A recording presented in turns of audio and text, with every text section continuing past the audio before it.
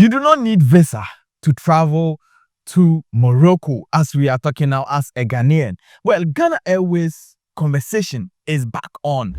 And Aliko Dangote has something to say as far as, the African and the borderless whole system is concerned. I'm going to give you all the breakdown and everything that is happening as far as this African, borderless system is concerned. This is Dynamic TV Plus, and this is What's Up Today. My name is Nana Dynamic.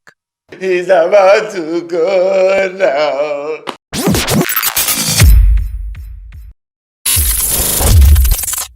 There is a conscious effort by some African leaders to ensure that in the near future, it is going to happen that Africans will travel through their countries having a borderless structure. How is that going to make you feel as an African? And in fact, as we are talking now, Ghana is ensuring that all African countries, in fact, most of the African countries will travel to Ghana via visa-free policy. I think it is a good idea, right? Well, over the years, several Pan-Africanists have channeled or championed an agenda condemning the whole structure of our border system. And yes, it is the more reason why people like Julius Malema or South Africa EFF said this. They say to you, he says, remove borders. Why is he saying remove borders? He wants these people to come here. He wants these people to come here. There are no borders in Europe. The people who say to you, why do you want to remove borders? They don't have borders themselves. And we have not seen, because of borderless Europe, we have not seen the people of Italy moving to Britain. Because the pound is stronger, let's go to Britain than the euro. No. They've always stayed where they are. But they can eat breakfast in Italy and have lunch in Britain and have dinner in Spain without any hassle. Why? They are one people. They are enjoying each other. They embrace one another. But we must not do that. Once we do that, Malema says people must come here. They are going to take your jobs and all of that. Why are you allowing that? This Malema must be stopped. It's not true. And former Kenyan President Uhuru Kenyatta also made the same statement, saying that, look, it doesn't make sense that we will go through all the hassles and tussles just because we want to travel through our own continent. These borders, and I also mentioned to my brother, these borders that you create silos for yourselves amongst, you must always remember, are not your creation. These were creations of people outside of this continent who made these borders not to develop you, but to extract from you. Now that you want to develop yourself, we must start looking at these borders, and we must start removing the barriers that we have put, that have defined us in the past, and now hinder us from being the giant that we should be. And so according to Uhuru Kenyatta, Africa can never progress if we don't take this borderless system very seriously, because it is very serious as we are talking now. Look, as far back as 2023, like 2 years ago, traveling from Ghana, wielding an ECOWAS passport, crossing a Togo border, it was hell. In fact, you wielding ECOWAS passports, the whole law says that you are supposed to pass through the border because you are wielding an ECOWAS passport. But look, that wasn't the case. Way back in 2023, they were taking 2,000 francs. They were taking 2,000 CFA before they allow you. And you see, the sad aspect of it is that they take the 2,000 francs or they take the 2,000 CFA. They don't give you any receipts. They don't give you anything. And a whole lot of people went through this stress. But you see, it is just funny how you see the Western people troop in our country and just cross our border left, right, center, back. So if a Ghanaian is traveling to Nigeria, when they get to the checkpoint, when they get to the border, the whole system, the whole stress is serious. When a Nigerian is traveling, it is the same thing. And that is what people are speaking against. And so it is very difficult for Africans to trade among themselves. And that is the more reason why Aliko Dangote said that, look, it is going to serve African rights. And it is going to be in our own interest. It is going to build our own people. It is going to make sure that Africa also have the greatest people, the richest people. Let me give you an example, because you've talked about movement within Africa. Yeah. Take, for instance, our factory in Nigeria, which is in a place called Igbeshi. It's not far away from Obasanjo's house. We have the factory there. We are only 28 kilometers into Republic of Benin. But Republic of Benin, they don't allow us to take cement into, Benin Republic, but they import from China. Why? It's one of the areas that I keep always discussing with my very good friend Vera. I'm sure she's somewhere here. And I always tell Vera, please, can you make the regional markets in Africa to work before we go to AFCFTA? The AFC, CTA is a very, very good, thing to, But my issue is that even if we sign, what about the implementation? We are very good at designing programs and whatever, but implementation is key, which is really missing. Because we talked about free trade areas. Yes. ECOWAS talked about borderless. Yes. Region. Is that happening in reality or not? Well, actually, it's not happening in reality. Because the biggest issue that you have is, allowing movement. Today, if we are going to take cement to, say, maybe Togo, we're going to spend almost a week for just 210 kilometers.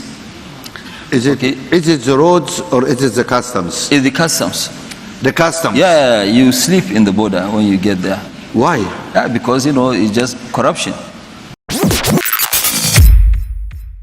And so, according to Aliko Dangote, it is going to serve Africans' own best interests if we are able to come together and say, look, we are taking away all our borders.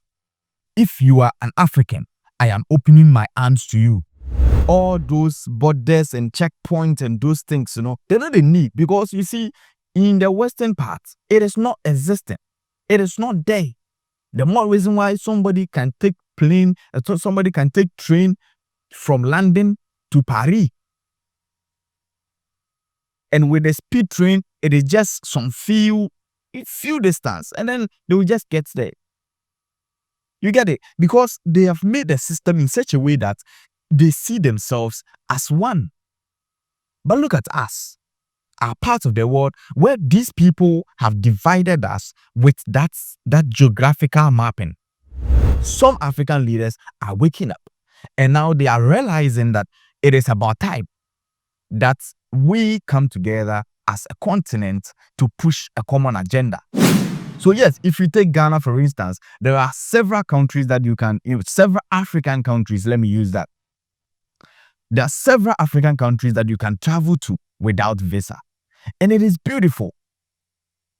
So if you take Nigeria, there are several. If you take Rwanda, Paul Kagame, there are several countries that you can travel to without visas. And so it is good to at least find out or realize that it is happening. Just that we see it is gradually. So we are only hoping and praying that it will get to that point where the whole Africa will be connected. So Ghana, as at yesterday, 6th of June, in partnership with Morocco, got into a consensus, which, as we are talking now, has waived off every visa, related issues as far as both countries are concerned.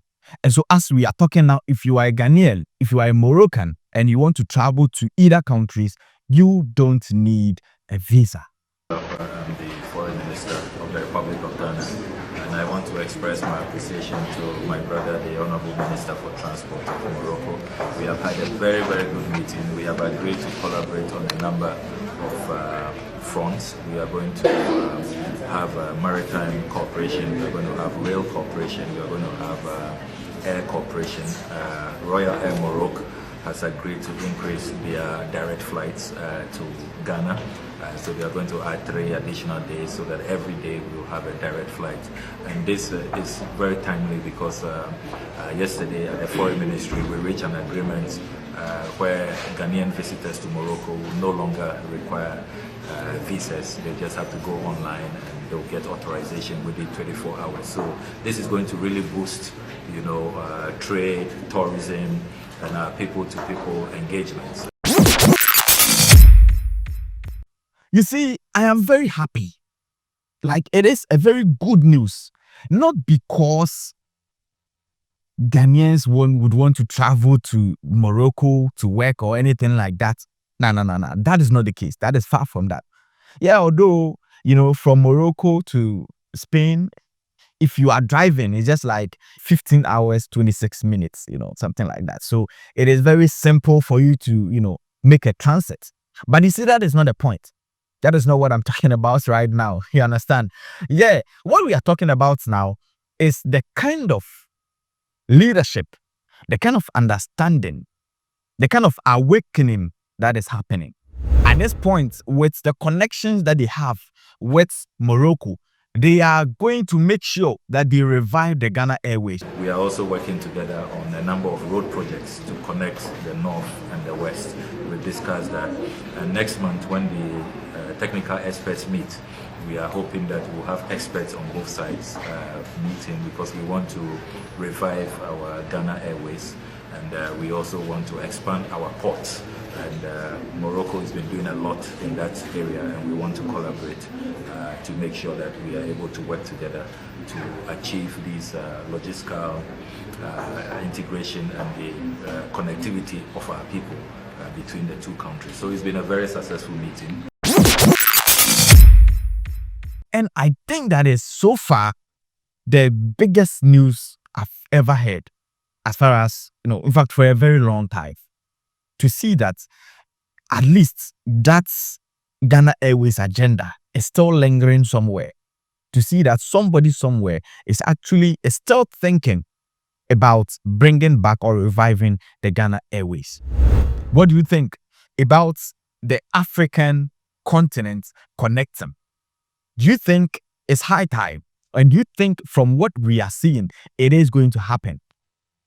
You see, because look, in somewhere later last year, Akufo-Addo opened the borders of Ghana to every African, saying that so long as you are African, Ghana is open to you.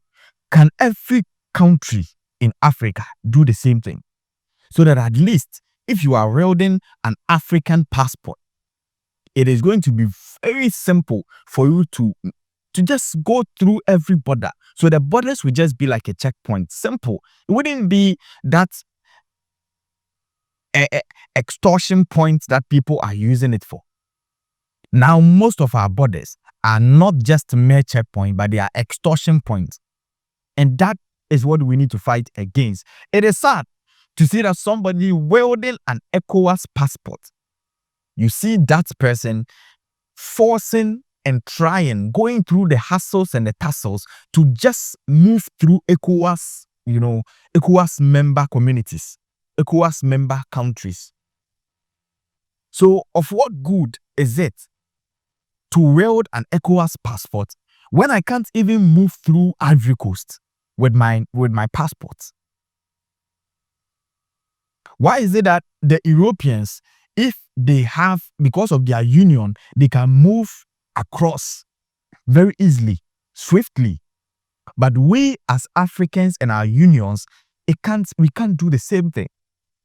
And even West Africa with the ECOWAS, we can't even move swiftly within our own communities. I'm just hoping and praying that yes, we will get there. But I know that, of course, a journey of 1,000 miles definitely begins with the steps. And I feel like at this point, these are steps in the right direction. So obviously, and in some few years, we might see African borderless system really working and thriving. And until then, I don't see how Africa is capable and is going to compete with the Western world. Let me know what you think in the comment section. This is Dynamic TV Plus, and this is What's Up Today. Please do well to subscribe to the channel for us, and also let us know what you think in the comment section. Give us a like, as it is going to go a long way to help us, and other people to get in touch with this video. See you in the next one. I'm out. Family 3940 guess what? You are watching Dynamic TV Plus. Keep on watching, subscribe, share, then leave your comments. One time, big love.